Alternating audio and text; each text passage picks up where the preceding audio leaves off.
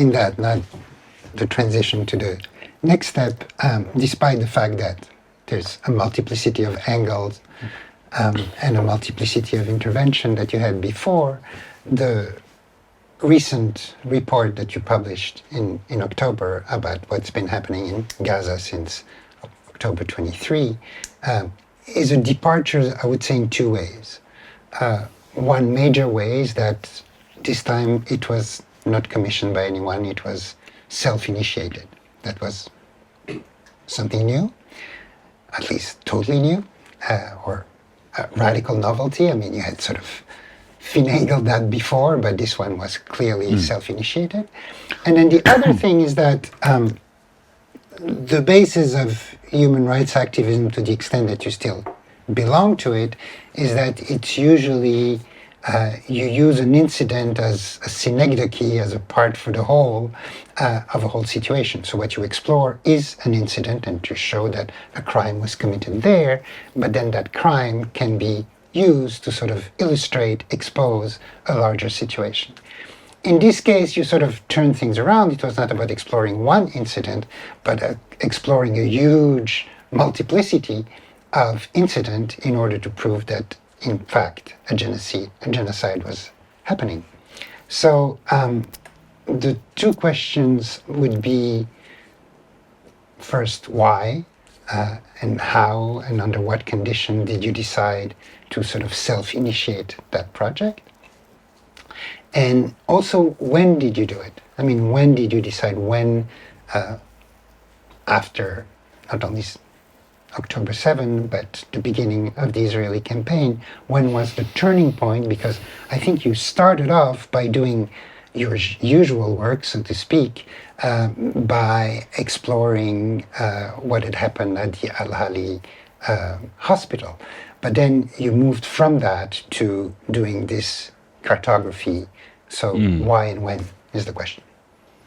So it really happened after our legal, political, historical analysis that we've undertaken at the beginning throughout the months of October and November 2023.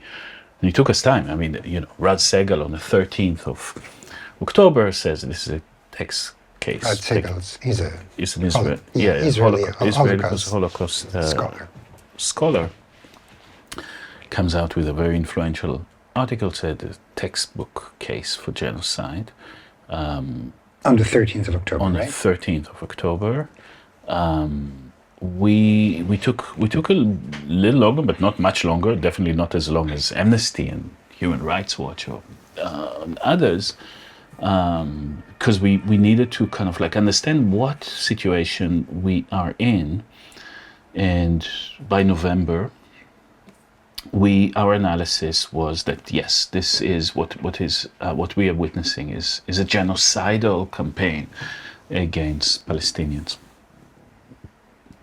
And that means that who should commission that? Who's here the target of this genocide? And who is it that we should be in contact exactly with? Now we have several brilliant Palestinian researchers in forensic architecture. We have our partner in Al-Haq, which is the first and biggest Palestinian human rights group that has been also they've been designated as a terrorist organization by the Israeli Ministry of Defense, but 4 years ago now. And but they are our partners, and there is a forensic architecture office in Ramallah with Al-Haq. We have together decided that what we're seeing is genocide. We need to stop it, and that even though we were in contact with people on the ground, and in the early days more. We were having phone calls. We were speaking to people. We also had a partner organization in Gaza called Ein Media, which has done all our project in Gaza were undertaken collaboration with Ein Media. The very first thing that we've done was not Al-Ahli. In the first week, we were looking for partners. We were looking for friends.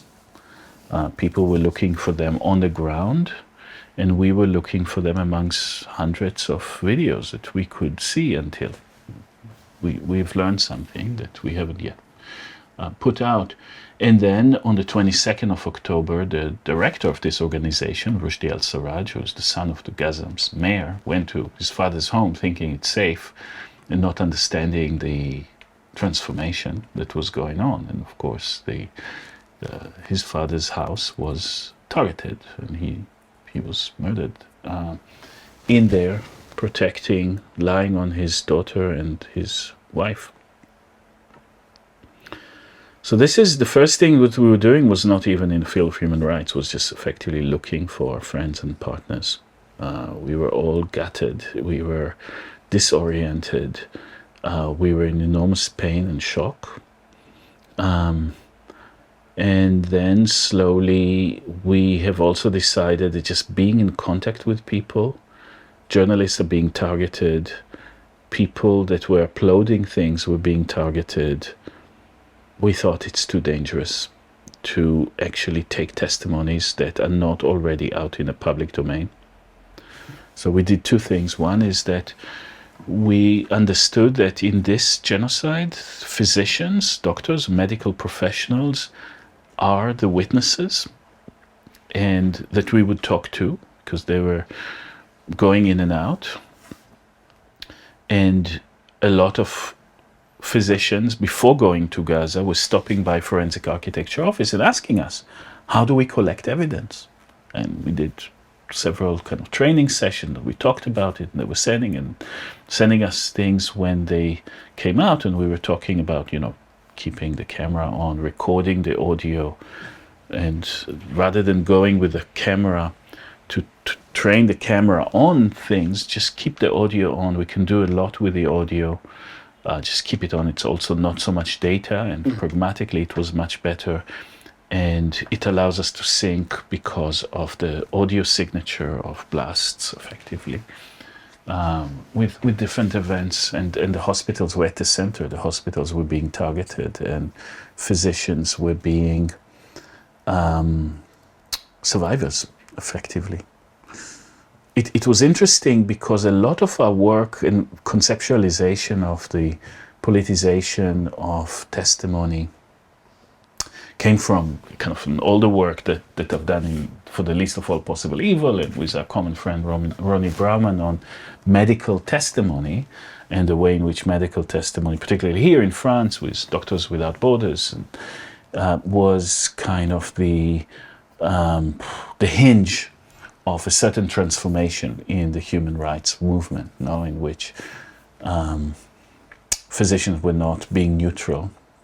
Then it was kind of like put in more nuance, but that really inspired us also to kind of be engaged witnesses rather than neutral forensics, like the non-neutral French doctors, French humanitarians. It was very important for us, kind of like understanding and mining that history of the 1980s, where those decisions were made and those debates were made, and the kind of the critique of the neutrality of the ICRC, the Red Cross, towards an engaged humanitarianism that reports on what they see, that kind of takes sides, more or less. Here we had another level to that, because physicians in Gaza were all targets. The hospitals were targets. The hospitals were also some kind of temporary refugee camps, and so they became central nervous system, because people came from all over Gaza. When Gaza was under the most intense bombardment in the history of aerial warfare, people crowded to the hospital thinking that Israel will not bomb the hospitals. But when they came to the hospital, that people from Zaytun can hear what happened in Jabalia, and people from Jabalia would hear what happened in Rimal, etc. All the stories were kind of syncing up, and the scale of atrocities were becoming clear in the hospitals, and also to the doctors, who became secondary witnesses to the recollection of their patients. So doctors were survivors, they were direct eyewitnesses, they were expert witnesses because they could read in the wounds the kind of munition or in the blood the kind of malnutrition that was imposed on people in Gaza. And we started working with physicians, and particularly with one very admirable, very special person called Dr. Hassan Abu Sita, whose family is actually Palestinian refugees from the area that has become what's called Israel called the Gaza envelope, the area just outside the Gaza Strip, and worked with him on Al Ahli and on other hospitals. So two things happened. No? We knew we couldn't speak directly to witnesses. We started speaking to doctors. Hospitals became important. And we couldn't wait for like a commission when the targeted group is a nation. And what we've done is we started collecting evidence in a way that was kind of started totally manic. Every video that was uploaded that existed either in online or in Al Jazeera, or by that time we were pretty well known also in Gaza and across Palestine, so people were sending us directly videos. Each video that we were seeing went into a database. Each one went through a process. Each one was verified. Then it was geolocated, timed, and a description of what is in it. And we started collecting thousands and thousands and thousands of those videos, each one showing a different aspect of a thing. And of course that when your analysis of what you're experiencing is genocide, unlike in human rights violation cases or war crime cases, is not incident-based. When it's a notion of patterns, which is crucial to you. Yeah, so in a war crime is a bombing of a place where it's not a military site. No, this is the category of distinction. Under the category of proportionality, an incident analysis would say, oh, are there too many? What was too many? No, that kind of lesser evil argument. No, are too many civilians being killed in relation to the significance of that target. So that is the traditional human rights and international humanitarian law war crime analysis. In genocide, you need to look at what it all adds up to.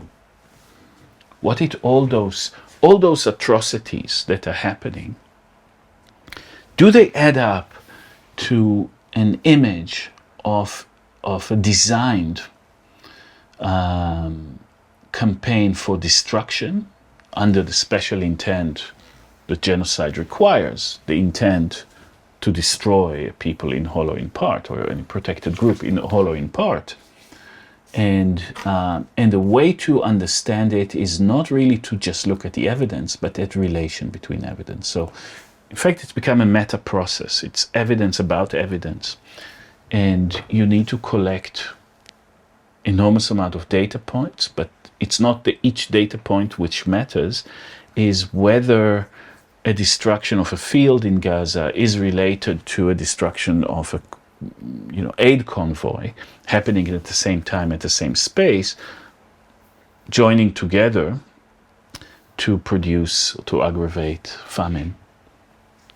And this is what we were doing, collecting, classifying, and then, of course, the work, we were publishing it, and the amazing legal team of South Africa that already in December was putting up a petition to the ICJ, the International Court of Justice, for provisionary measures, which is the only way you can do it, is if you prove that a genocide is possibly happening, that then the court would take your claim, because then when the genocide is happening, the court need to assemble very fast and render its judgment. And by January, on the 11th and 12th of January, they were presenting their case in clear, and it was amazing. I think for everybody missed a heartbeat when they saw the South Africa team presenting in a kind of perfect legal idiom that charge of genocide against Israel, and doing that from the perspective and the position of a country in the global south that experienced settler colonialism, that experienced genocide, but refuses to singularize their experience and look at kind of, in fact, having experienced that, give them the platform, perhaps the right, to bring that against not only Israel, it felt, but all its supporters in Europe and the US that were defending it both morally and, more importantly, materially, and supplying it. So though your project was self-initiated, you were eventually contacted by the South African legal Yes, team. and they've used the material was produced in particular form at their request as evidence for them to use in multiple stages throughout that process, throughout the legal process, and it needed to be kind of understood and strategized in relation to what genocide is.